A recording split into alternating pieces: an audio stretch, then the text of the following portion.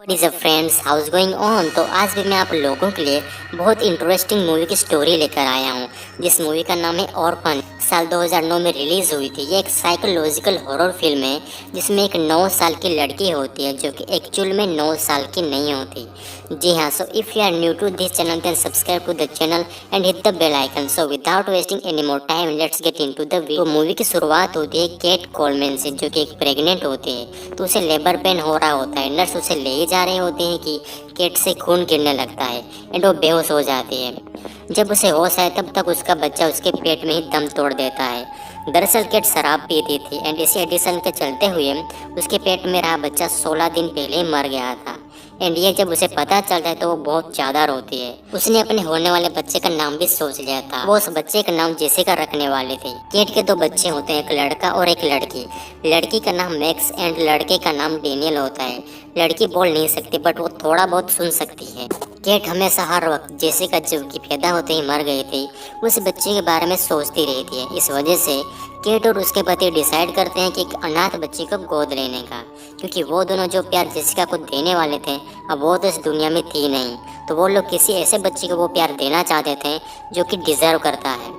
तो वो दोनों सेंट मरियाना गर्ल्स अनाथालय में आते हैं, जहाँ उनकी मुलाकात होती है एस्थर नाम की 9 साल की लड़की से। वो लड़की केट और जॉन को बहुत पसंद आती है, तो वो दोनों डिसाइड करते हैं कि इसे गोद लेने का। तो वो एस्थर को अपने घर ले जाते हैं, सबसे मिलवाते हैं। सब एस्थर से मिलकर खुश होते हैं सिवाय डेनियल के। तो केट एस्थर को स्कूल में ले जाते हैं बट वो स्कूल की ड्रेस नहीं पहनती, जिसे चेंज करने के लिए केट उसे कहती है बट वो नहीं मानती और ऐसे ही कपड़े पहनना उसे अच्छा लगता है ऐसा कहती है। स्कूल में एक लड़की एस्थर की बेइज्जती करती है, मजाक उड़ाती है। इससे एस्थर को बहुत ज़्यादा गुस्सा आता है। एक दिन डेनियल खेल रहा होता है तब वो एक बर्ड को घायल कर देता है बट वहाँ पर एस्थर आके उस बर्ड को मार देती है। एक दिन स्कूल में फिर से ब्रेंडा नाम की लड़की एस्थर को परेशान करती है। फिर केट एस्थर को जेसिका के बारे में बताती है कि वो कैसे मरे थे एंड उसकी राख से उन्होंने इस पेड़ को उगाया है। वो कहते हैं कि हमारी बेटी का एक अंश इस पौधे में है।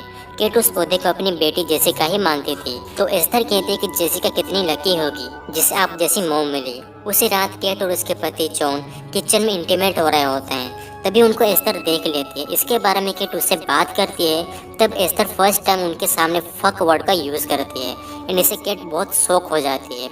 ये बात वो जॉन को कहती है बट जॉन इसे सीरियसली नहीं लेता। Next day Esther and John दोनों टाइम स्पेंड कर रहे होते हैं, तभी वहाँ एक औरत आती है जिससे जॉन बातें करने लगता है एंड वहाँ पर वो लड़की भी होती है जो एस्थर को स्कूल में परेशान करती थी।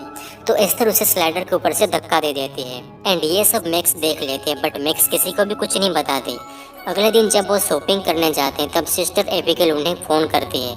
तो केट एस्थर को हाई हेलो करने के लिए कहती है बट एस्थर बात करने से मना कर देती है। दरअसल सिस्टर एबिगेल एस्थर को मेडिकल और डेंटल रिपोर्ट्स के लिए कॉल करती है एंड उन्हें एस्थर के बारे में कुछ अजीब पता होता है, जिसके लिए वो उन्हें बताने के लिए उनके घर आती है। तब सिस्टर एबिगेल बताते हैं कि जब भी कहीं चोरी, खून या किसी के साथ कुछ भी होता है वहाँ पर एस्थर मौजूद होती है।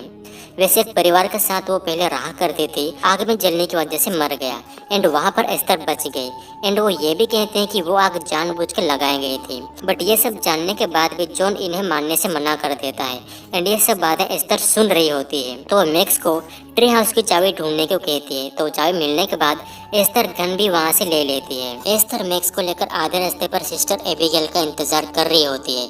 एस्थर मैक्स को कहती है कि वो औरत मुझे यहाँ से ले जाने वाली है, इसलिए हम उसे डरा देंगे ताकि वो दोबारा से यहाँ ना आ पाए।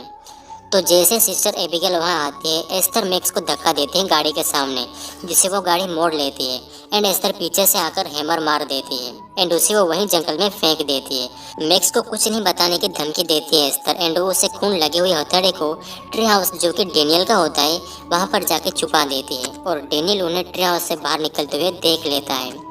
तो रात को एस्थर डेनियल को पूछने और धमकाने आती है कि उसने क्या देखा वहाँ पर।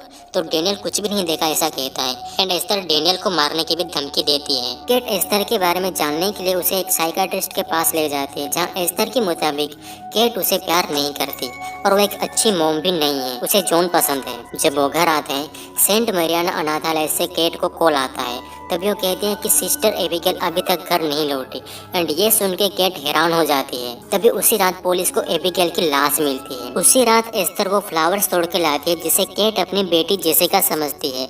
तो इन सब से केट को बहुत बुरा लगता है एंड वो रोने लगती है। जहाँ एक तरफ एस्थर अपना ही हाथ खुद ही तोड़कर केट पर इल्जाम लगा देती है। अगले दिन वो एस्थर एंड डेनियल को छोड़ने के लिए स्कूल आती है, जहाँ इनके साथ मैक्स भी होती है। एस्थर गाड़ी को रिवर्स में डाल के छोड़ देती है, जिससे मैक्स मरते मरते बचती है। तब से केट एस्थर के बारे में जानने के लिए इंटरनेट पर सर्च करती है, जहाँ पर उसे एक पागल खाने का नंबर मिलता है एंड वो उन्हें कॉल करती है ऑर्फनेज समझकर, जिससे एस्थर के पास्ट के बारे में वो और जान सके। अगली सुबह डेनियल ट्री हाउस में जाता है, जहाँ वो एस्थर का वो खून लगा हुआ हैमर ढूंढ सके, बट वहाँ पे एस्थर आ जाती है एंड वो उसे मारने के लिए वहाँ आग लगा देती है और उसे बंद कर देती है। डेनियल छत पर चढ़ जाता है, बट ज्यादा आग लगने की वजह से वो वहाँ से गिर जाता है एंड उसके बाद एस्थर उसके ऊपर पत्थर फेंकने वाले होती है, बट वहाँ मैक्स आ जाते हैं। थोड़ी देर में ही केट भी वहाँ पर पहुँच जाती है एंड वो उसे हॉस्पिटल ले जाती है, जहाँ भी एस्थर डेनियल को मारने के लिए चुपके से जाती है। केट को एस्थर पे शक होता है, जिस वजह से वो उसे चांटा मारती है एंड डॉक्टर्स उसे बेहोश का इंजेक्शन देके बेहोश कर देते हैं। इसके बाद जॉन मैक्स और एस्थर को लेकर घर जाते हैं, जहाँ एस्थर जॉन को अकेला देख के अपना असली चेहरा दिखाती है। तभी केट को एक कॉल आता है। तब एक डॉक्टर उसे बताता है कि जो वो 9 साल की लड़की है वो असल में 9 साल की है ही नहीं, वो एक मैच्योर औरत है। उसे हार्मोनल डिसऑर्डर नाम की बीमारी है, जिससे वो एक बच्चे की तरह दिखती है एंड उसकी उम्र अभी 33 साल की है एंड उसने 7 लोगों का भी खून किया है। यह जानने के बाद केट उन्हें बचाने के लिए घर की ओर निकलती है और उसका कॉल भी जॉन नहीं उठा रहा होता है, क्योंकि वो बहुत नशे में होता है एंड वहाँ एस्थर उसके साथ इंटीमेट होने के लिए उसे लुभाती है, बट जॉन उसे डांट देता है।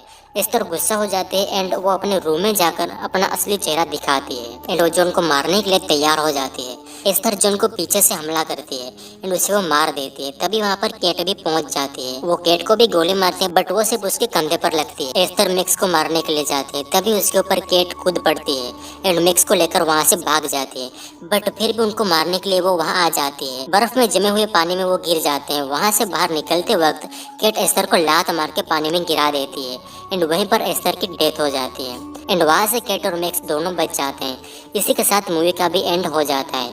सो गाइस, आपको कैसी लगी ये मूवी कमेंट में जरूर बताना।